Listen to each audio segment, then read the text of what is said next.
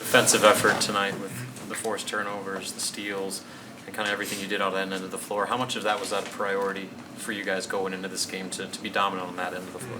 I mean, Coach had been telling us all week, and we were aware, like, this is, like, the best test we'll have in terms of a team trying to win the game in the paint. And so we knew right away, like, everybody's going to be attacking us inside.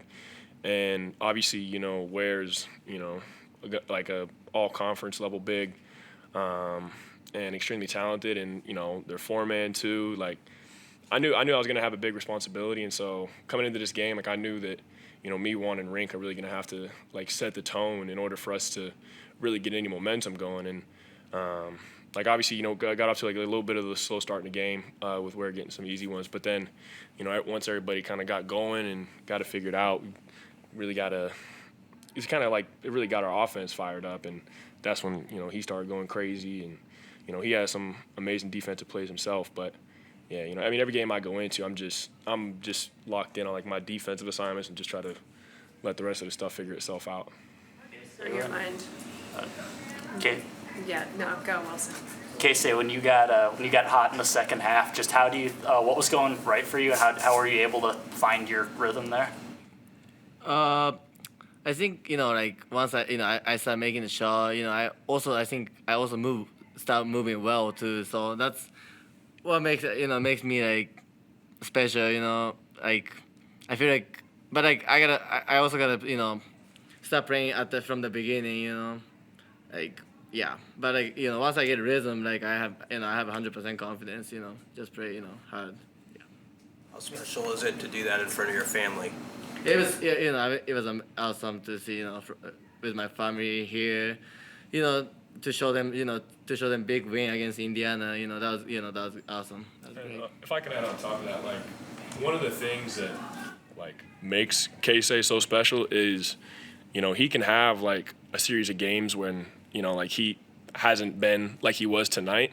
But the thing is that you can't ever go into any game thinking, all right, we can, kind of game plan around like somebody else. Because as soon as you give him even an ounce of confidence or space, you got to risk something like tonight happening where he just takes over and then you're, basically SOL. And, tonight, like he got to, show what he's capable of again and, flashes of last year. And so, yeah, I'm happy that it was against Indiana, a team where like we really needed it. But yeah, he's a hell of a talent. What goes through your mind when he is going off like that and like playing off the crowd and just being Keisei? I love it. The thing that I enjoyed the most was, his extra effort plays. Like the one I keep going back to was, when he was sprinting back in transition and saved us from giving up an easy one by tipping it out of bounds. Like those are the ones that really get me fired up. Like whenever he comes in and gets a defensive rebound, just because like things like that are kind of like what most people would call like his like weaknesses.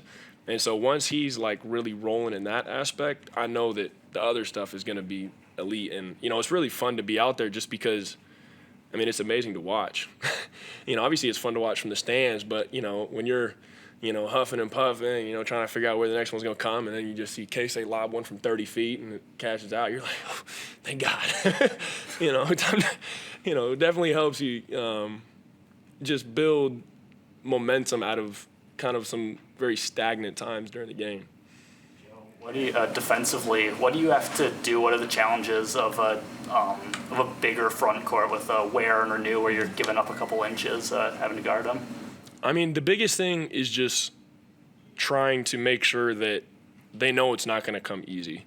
Obviously, like, they obviously have, like, from the looks of it, the advantage down low. But, like, where we got to, like, really earn our stripes is everything that they do get, they got to work for it. If they're going to try, like, every time, we send a double, we got to have guys, like, coming back. So in that way, next time they catch it, they're going to be a lot more hesitant. They're going to be, a little bit more timid, and, they're going to be a little scared to make that exit pass, and, they're going to be approaching the rim a little bit worried about someone coming down and digging it out. I think Jamarcus probably had, like, 5 dig outs out of the gaps and stuff.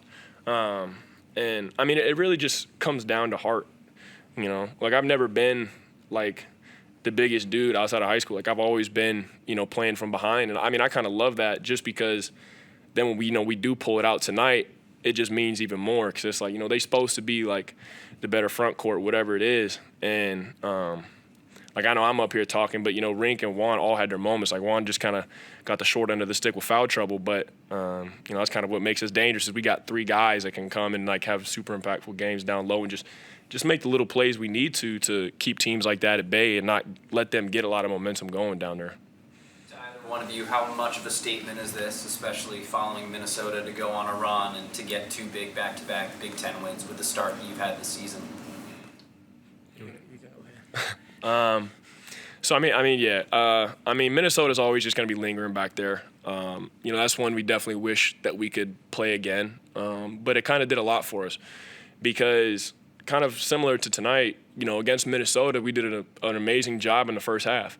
We did a good job like shutting down their bigs and their paint attack and kind of getting our stuff rolling. And I think probably pretty similar like point differential. But then the only difference was when we were at Minnesota, we came out in the second half and just completely fell apart. And so that was one of the main things that Coach Nate and Coach Hoiberg were talking about in halftime was, like, we can't think, like, oh, we got it going. Like, we know what we need to do. It's like, no, like, this is a brand new game. Like, we can't expect nothing to come as easy as it was in the first half. They're trying to win this just as much as we are. And so just coming out knowing that, like, we have to reestablish ourselves and, show that we're the more dominant, physical, explosive team really just kind of got us going. And, I mean, it wasn't all, flamethrowers and four-wheelers to start it, but, we came out and, we had a couple good stops and, good plays and really just kind of got us back in that groove. And then that's when, obviously, Keisei just opened up and then, kind of blew the doors off. Mike, somebody go ahead. Okay. Keisei, yesterday your mother said this year you pass a lot, turn down a lot of shots, looking like you want to be a assist leader or something. Did her comment help you to be yourself tonight? Yeah, maybe a little bit, but I just always play like how I play. I don't. If I see the open, I shoot the ball. If I see somebody open, I pass the ball. That's how I always play. So, I'm not just looking for the assists, but I'm also not just looking for the shoot. So, yeah. Yeah, and that's what I love about having someone like Keisei out there on the floor, is like if Keisei puts it up, I assume it was a good look.